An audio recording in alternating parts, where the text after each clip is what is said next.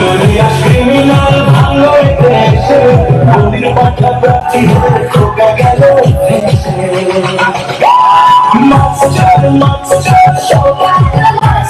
বোম্বা ঢাকা লোকালির গাঁজা ঘর সকাল সন্ধ্যে রাত ভোর।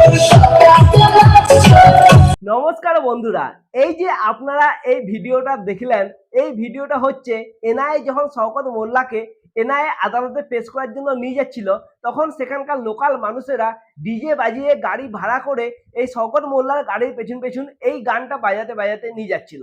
শুধু তাই নয়, তাদের সাথে ছিল পচা ডিম থেকে শুরু করে পচা মাছ, যেগুলো তারা সারা রাস্তা ওদের গাড়ির দিকে ছুটতে ছুটতে নিয়ে গেছিল।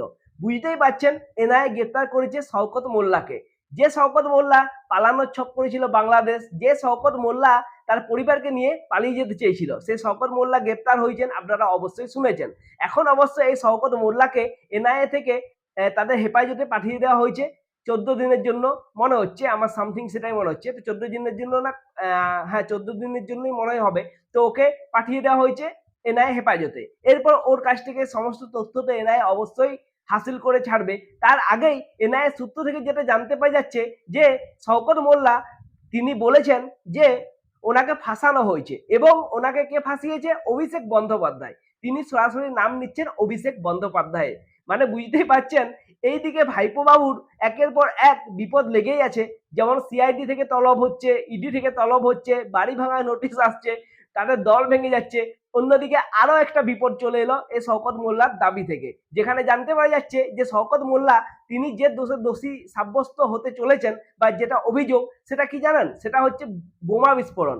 তিনি তার কিছু চেলা চামুন্ডাকে দিয়ে বোমা বাঁধার কাজ করছিলেন, সেখানে সেই বোমাটা বিস্ফোরণ হয়ে ওঠে এবং তার ফলে একজন মানুষ মৃত্যু হয়। সেই মানুষটিকে কাউকে না জানিয়ে তার দেহ লোপাটের চেষ্টা করা হয়। সমস্তটাই জানা যাচ্ছে যে এই শওকত মোল্লার আদেশে হয়েছিল, এবং সেই জন্য এনআইএ এই শওকত মোল্লাকে গ্রেপ্তার করেছেন। এবং তার সাথে সাথে শওকত মোল্লার উপর যে হেফাজতে দেওয়া হয়েছে এনআইএ, তারা আরো বাকি সব তথ্য ওখান থেকে বার করবেন। এবং আপনারা অবশ্যই এটা শুনে খুশি হবেন যে অভিষেক বন্দ্যোপাধ্যায়ের নাম নিয়েছেন শওকত মোল্লা। মানে বুঝতেই পারছেন অভিষেক বন্দ্যোপাধ্যায়ের চাপ কিরকম ভাবে বেড়ে চলেছে। এরপর আমি আপনাদেরকে জানাই, এই যে শওকত মোল্লা অ্যারেস্ট হয়েছেন, অভিষেক বন্দ্যোপাধ্যায়ের নাম নিয়েছেন, সে অভিষেক বন্দ্যোপাধ্যায় তিনি চলে গেছেন দিল্লি। কি জন্য গেছেন? কারণ আপনারা শুনে থাকবেন যে প্রথমত পশ্চিমবঙ্গ বিধানসভায় তৃণমূলের যে দলটা ছিল সেটা দুভাগে ভাগ হয়ে গেছে। সেখানে কিছু ভালো তৃণমূল, কিছু খারাপ তৃণমূল, এরকম ভাবে দল ভাগ হয়ে গেছে। এইরকম ভাগ এবার হতে চলেছে দিল্লিতে, যেখানে লোকসভা রাজ্যসভা মিলে তৃণমূলের মোট সংখ্যা আছে 41। সেই সংখ্যাতেও কিন্তু বড়সড় ফাটল আসতে চলেছে। সেই ফাটলটিকে আটকানোর জন্য অভিষেক বন্দ্যোপাধ্যায় দিল্লি ছুটেছেন। এবং শুধু তাই নয়, মমতা বন্দ্যোপাধ্যায়ও যাবেন। সেখানে ইন্ডি অ্যালায়েন্সের একটা বৈঠক হবে, যেটা হয়তো আপনারা শুনেছেন। তো সেই বৈঠকে যোগদানের জন্য যাবেন। কিন্তু সবচেয়ে বড় বিষয়, তিনি সেখানে যাচ্ছেন বা অভিষেক বন্দ্যোপাধ্যায় সেখানে গেছেন তাদের দলে এই যে ভাঙন শুরু হয়েছে, সেই ভাঙনটাকে আটকানোর জন্য। কিন্তু এর চেয়েও যেটা লুকোনো খবর বা গোপন খবর, সেটা হচ্ছে অভিষেক বন্দ্যোপাধ্যায় দিল্লি ছুটেছেন কেন জানেন? কারণ তার ভয় হচ্ছিল যে সিআইডি ওনাকে গ্রেপ্তার করে নিতে পারেন। আপনারা জানেন যে সই জালিয়াতি মামলাতে উনি কিরকম ভাবে ফেসেছেন, এবং এই সই জালিয়াতি মামলার জন্য এর আগে ওনাকে একবার তলব করা হয়েছিল। তখন ওনার গায়ে ডিম ছুড়া হয়েছিল বলে উনি অসুস্থ হওয়ার নাম করে 15 দিনের জন্য চেয়েছিলেন, ছুটি চেয়েছিলেন। কিন্তু সেই ছুটিটা তিনি পাননি। তার বদলে তাকে আবার সিআইডি তলব করেছিল 8 তারিখে। তার আগে 7 তারিখে তিনি ছুটে চলে গেলেন দিল্লি। শুধু তাই নয়, ইডিও কিন্তু ওনাকে তলব করেছে, এটাও কিন্তু মাথায় রাখতে হবে। তো এখন প্রশ্ন হচ্ছে, দিল্লিতে কি উনি গ্রেপ্তার হয়ে যাবেন? কারণ দিল্লি তিনি ছুটে পালিয়েছেন এই সিআইডির হাত থেকে বাঁচতে, অনেকে কিন্তু সেটা দাবি করছে।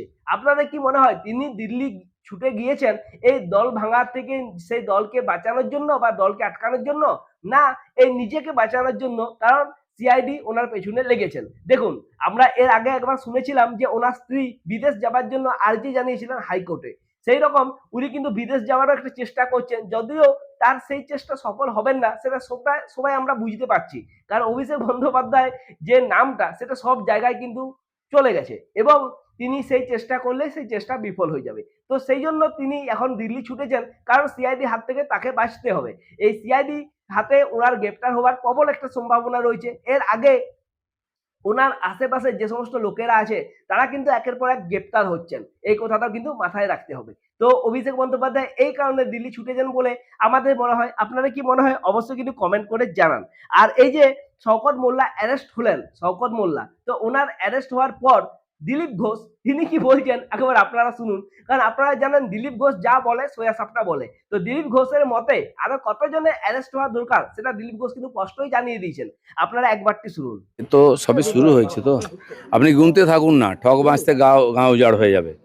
1-1.5 হাজার লোককে ইমিডিয়েট অ্যারেস্ট করা উচিত, যারা অত্যন্ত অপরাধী, অত্যাচারী, লুটেরা। মানুষের প্রচন্ড ক্ষোভ আছে এদের বিরুদ্ধে। শুনলেন তো দিলীপ ঘোষ কি বললেন, যে 1-1.5 হাজারের মতো মানুষকে কিন্তু অ্যারেস্ট করা দরকার। আর শুধু তাই নয়, তিনি এও বলছেন যে ঠক বাঁচতে গিয়ে গাঁও উজাড় হয়ে যাবে। মানে বুঝতেই পারছেন দিলীপ ঘোষ কিন্তু চাইছেন যে আরো অনেক মানুষ গ্রেপ্তার হতে পারে এবং তিনিও সেটা চাইছেন। আর তার সাথে সাথে আপনাদেরকে আমি সেই মুহূর্তে ভিডিওটা দেখাতে চাই যে সময় এই শওকত মোল্লাকে এনআইএ আদালতে নিয়ে আসা হচ্ছিল, তখন মানুষ ওনাকে জলের বোতল পর্যন্ত ছুঁড়ে মারার চেষ্টা করেছেন। দেখুন সেই সময়কার একটু ভিডিও।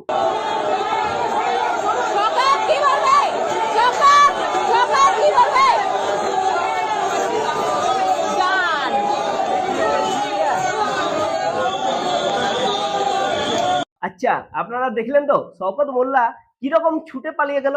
মানে সে আস্তে আস্তে হেঁটে হেঁটে যাবারও তার কিন্তু সাহস নেই। কারণ যেরকম ভাবে মানুষ জলের বোতল থেকে শুরু করে পচা ডিম থেকে শুরু করে পচা মাছ পর্যন্ত ছুড়ছিল, ওনাকে পালিয়ে যেতেই হতো।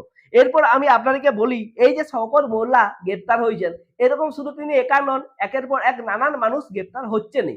এরপর একটা খবর আসছে যেটা শুনলে আপনারা খুশি হবেন না অবাক হবেন আপনারাই জানান। কারণ অনুব্রত মণ্ডল তিনিও কিন্তু গ্রেপ্তার হতে পারেন। ওনার বিরুদ্ধে এফআইআর দায়ের হয়ে গেছে। কি জন্য দায়ের হয়েছে? উনি ইট চুরি করেছিলেন 2021 সালে যখন তৃণমূল জিতেছিল। তারপর সেই সময় সেই হিংসার ঘটনার কথা সেই ব্যবসায়ী স্পষ্ট নিজের মুখেই জানাচ্ছেন। আপনারা শুনুন এই অনুব্রত মণ্ডলকে নিয়ে তিনি কি অভিযোগ করছেন এবং তিনি কি চুরি করেছেন, শুনুন।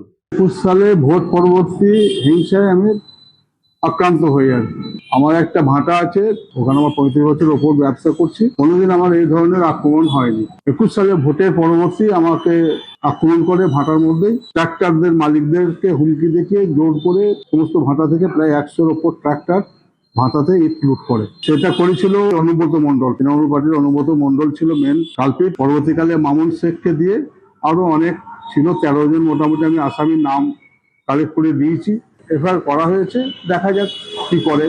শুনলেন তো এই যে অভিযোগকারী শুভেন্দু বিকাশ মণ্ডল তিনি কি বলছেন। তিনি টোটাল 13 জনের নাম অভিযোগ করেছেন। তার মধ্যে প্রধান হচ্ছেন এই অনুব্রত মণ্ডল।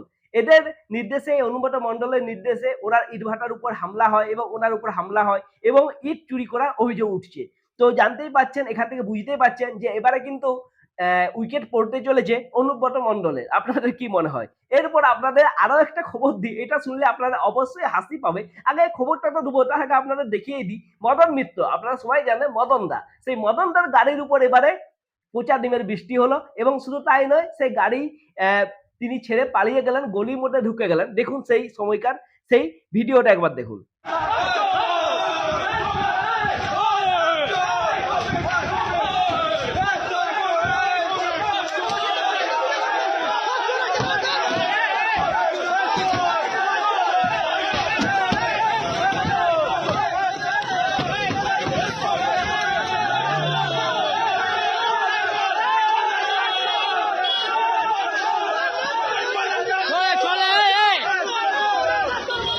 আচ্ছা, আপনারা এই যে ভিডিওটা দেখলেন, আমি বলেছিলাম এই ভিডিও দেখে আপনারা অবাকও হবেন, আপনারা হাসিও পাবেন। কারণ হাসি পাবে তার কারণ হচ্ছে এই যে ডিম বৃষ্টি, পচা ডিম বৃষ্টি ওনার গাড়ির উপরেও হয়ে গেল। আর অবাক হবেন এটা জেনে, এই যে এনার উপর যে হামলাটা হলো, সেই তাদের তৃণমূলের কর্মীরাই ওনার উপর হামলা করছেন এবং সেই অভিযোগটা মদন মিত্র তিনি নিজেই করছেন। মদন মিত্র কি বলেছেন সেটা আপনারা শুনুন, তাহলে বুঝতে পারবেন এখানে আসল ব্যাপারটা কি ঘটেছে। जानवर गुंडा वो आज मकसूद तबरेज, दिलसाद और विकास और बाहर का और गुंडा लेके आज हमको खून करने के लिए आदमी भेजा था। अनवर, अल्लाह आपको क्षमा नहीं करेंगे, अल्लाह की कसम, मेरा जवाब आपको अल्लाह से मिलेगा। आज आप आपको कुछ धंधा पैसा खर्च बचाने के लिए मुझे मर्डर करने के लिए जो कोशिश किया था, इसका असर पड़ जाएगा आपको ऊपर।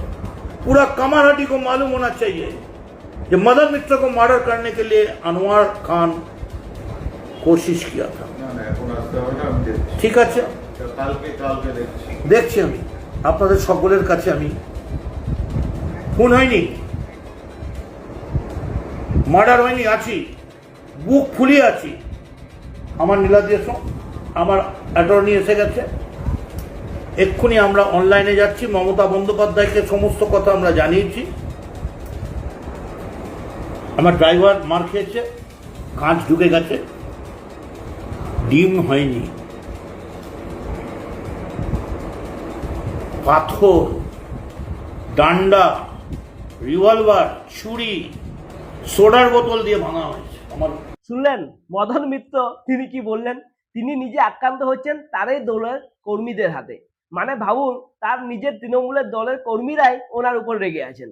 এবারে আপনারা সবাই দেখতেই পাচ্ছেন, তৃণমূলের যেসব হেভিওয়েট নেতা নেত্রীরা ছিল তাদের উপর কিন্তু এবার হামলা শুরু হয়ে গেছে এবং ডিম, পচা ডিম তাদেরকে খেতেই হচ্ছে। তো মানুষের যে রাগ, মানুষের যে জনরোষ, সেই জনরোষ এবার এদের উপরে আছড়ে পড়ছে। আর এই জনরোষ সামালতে না পারে তৃণমূল কংগ্রেস কিরকম ভাবে ভেঙে যাচ্ছে সেটা আপনারা দেখেছেন। বিধানসভায় তো ভাঙলোই, এবারে রাজ্যসভা লোকসভার পালা। আর তার সাথে সাথে তৃণমূলের সেই সমস্ত দুর্নীতিবাজ যে সমস্ত লোকেরা আছে সবটা অ্যারেস্ট হচ্ছে নেই। আর এই যে শওকত মোল্লার মতো লোকেরা যারা মানুষের এত ক্ষতি করেছে, এত মানুষকে অত্যাচার করেছে, তাদের কিন্তু এবার হিসাব হতে চলেছে। এই ভিডিওটা আমি এখানেই শেষ করছি। ভিডিওটা যদি আপনাদের ভালো লেগে থাকে অবশ্যই ভিডিওটা লাইক করুন, শেয়ার করুন, আর এই চ্যানেলটিকে অবশ্যই সাবস্ক্রাইব করে দিন। এই ছোট্ট চ্যানেলটিকে একটু সাপোর্ট করুন, একটু সাবস্ক্রাইব করুন। এইরকম ভিডিও আমি আবারও আপনাদের জন্য নিয়ে আসবো। ততক্ষণের জন্য নমস্কার।